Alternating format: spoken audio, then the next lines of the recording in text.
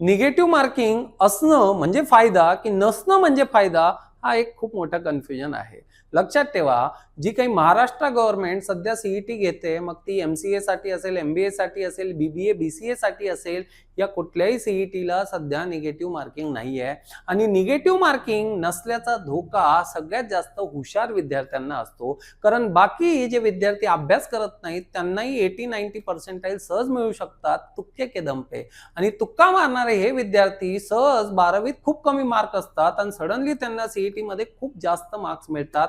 लक्षात ठेवा, negative marking जर एक्झाम मध्ये असेल तर हुशार विद्यार्थ्यांना घाबरायची गरज नसते आणि जे विद्यार्थी अभ्यास करत नाहीत त्यांनाच याच्यात टेन्शन घ्यायची गरज असते. सो निगेटिव्ह मार्किंगचा इम्पॅक्ट हा आत्ताच समजून घ्या. सध्या या सीईटी मध्ये निगेटिव्ह मार्किंग नाहीये, तर हुशार विद्यार्थ्यांनो अभ्यास नक्कीच चांगला करा. और तुक्के वालों, अगर तुक्का लग गया तो आप आगे बढ़ने वाले हो, नहीं तो झिरो होने वाले हो. So don't wait for anything, preparation लगेचच चालू करा आणि पुढच्या बॅचसाठी खाली दिलेल्या नंबरवर संपर्क करा. Thank you very much.